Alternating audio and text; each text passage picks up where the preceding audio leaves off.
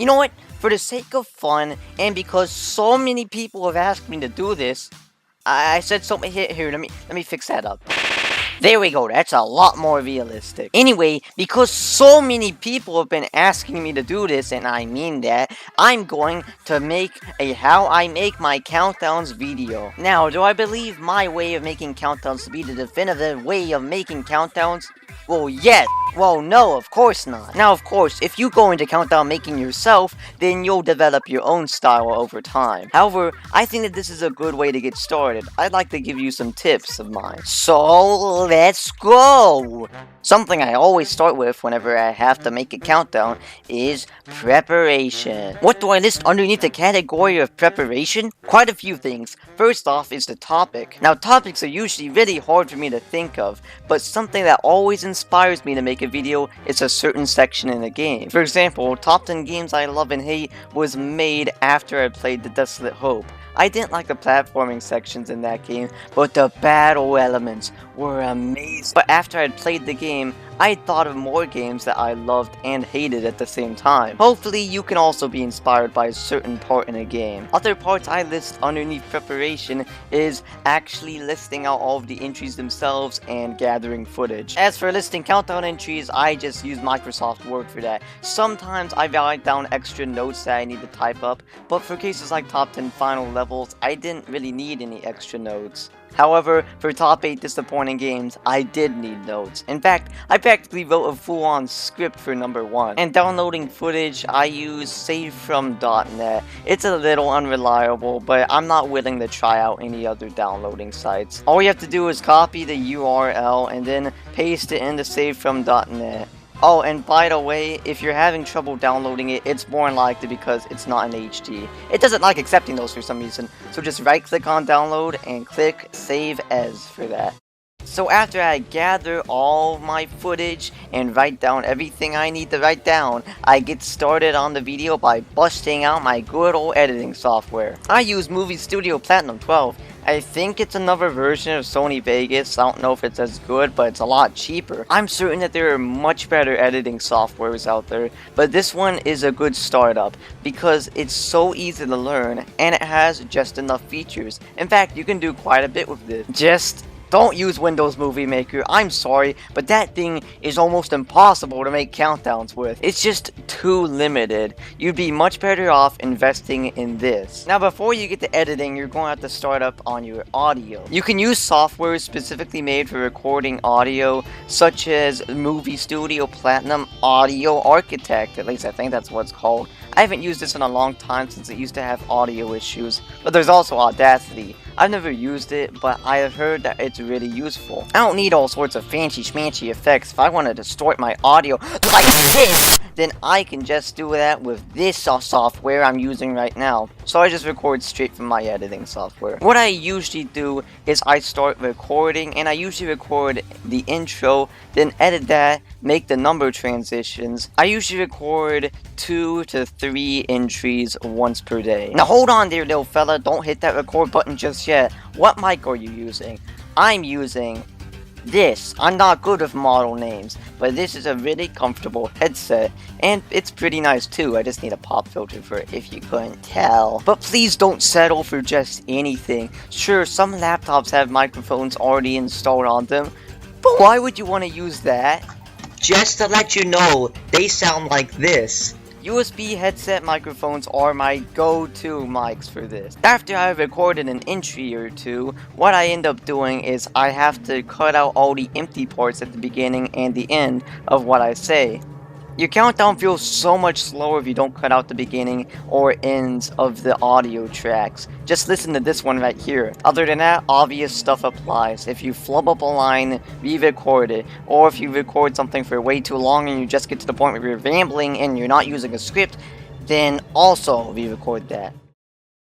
Oh, so you like to learn how to edit videos just like me? Now it's time for the last major step in making a countdown for me, the editing. It's something you either love or hate, but regardless, you gotta do it. Personally, I like editing just so long as there's a ton of stuff to edit. That's why I make it my excuse to edit as much stuff as I possibly can in a video. And that's the reason why this video is the way it is. But anyways, let's just go back and see what we've done so far. Well, what I've done so far. You've just been sitting there like the lazy butthole you are. Anyway, let's go back and see what I've done so far. Now, what I've done so far is get all the footage, list out everything I needed to list out, gathered a little bit of extra footage just so I can fool people during the intro. Also, because I don't want to give away all my entries during the intro, recorded, say, the introduction to the video and the number 10. So let's say I want to stop recording for right now. I usually like to stop recording after 2 entries because I get tired after that. I can't just stick with one thing for too long. So let's say this countdown is about, I guess, a video game. I get all of the footage for the video game that I downloaded and import them into the software. So now I've got all the clips that I need. I press Control and U to separate the audio from the video, because otherwise if you try and delete the audio, they'll also delete the video. You want them to be separate so you can keep in the video but also not have the annoying audio playing over your audio and your music.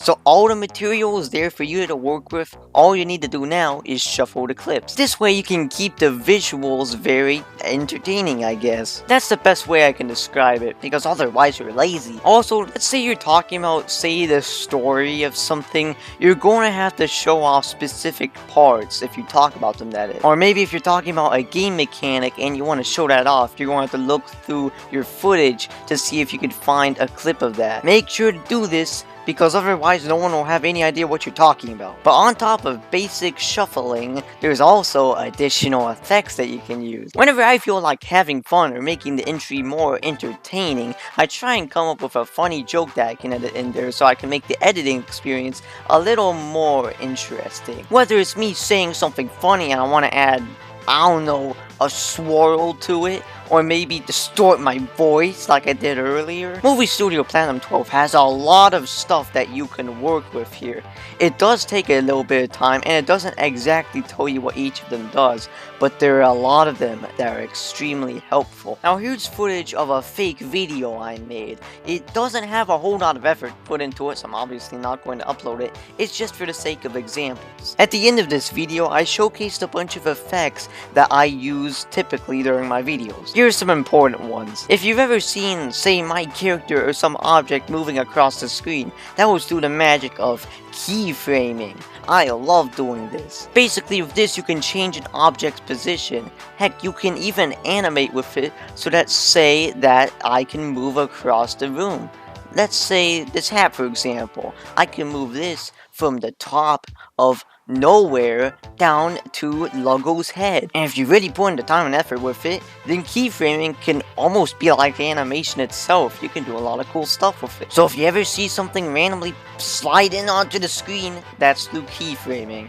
But it can get a lot more wacky from there. This is the chroma key. This is something that's more useful with plush videos if you're using like a green screen or something. I don't find myself using the chroma key a whole lot in countdowns, but say for example in top 10 overhated segments in video games where Morshu just showed up out of the blue, that was through a blue screen. What you do with the chroma key is you select the color, then all of that color from the selected video is removed from the clip. See, I want to get Morshu on the rainbow backdrop, but he has this blue screen behind him. Well, really simple. Just apply the chroma key and select the color blue, and all the blue color behind him will get removed. There's also a lot more simple stuff, such as the color balancer. This can change the color of a clip, and it's really simple to use. Just adjust the colors on the left side. There's also the mask generator, which I haven't actually used until I was editing this fake video. It was something I randomly stumbled upon. Oh, and also covering my number transitions. First off, I select the clip that I think matches well with the number transition, and is also really cool to look with, and also makes a really good looking thumbnail. After I've got my clip selected, sometimes I like blurring it a little bit to make it look cooler, and after I'm done with that, I open up the text editor. Unfortunately, I think that the text editor takes a lot out of this stupid software because it crashes a lot whenever I'm using it. I swear, like 3 out of 10 times whenever I open it up, the software crashes, so that's why I make sure to save at all times. This is a secondary a text editor. It was something that came with the bonus disc whenever I bought this software. There's also a text editor that comes with the base version of this and not the bonus content, but honestly, I don't use this. It just doesn't look as good. Just look back at some of my older countdowns and then compare the number transitions from those with my newer ones. So here's the base text by itself. What I like to do is to put in some extra colors as well as a backdrop for it and maybe an outline just to make it look a little bit more stylish. As you can see with what I made here, it looks so much more different than the default text. Not only that, but you can also make the text with textures that come with the software. Top 9 creepy personal experiences in video games used a moon texture that came with it. So that's a ton of extra stuff that you can add to your video to make it more funny or entertaining. Or perhaps even have it look better. A countdown usually takes me about a week to make. As I said earlier, I voice 2 to 3 entries a day and then I edit those 2 to 3 entries. Once the video's done, I go back to one of the number transitions, change the text to match with the title of the video, and then take a snapshot of the picture. Yeah, with this you can take a picture of the current frame displayed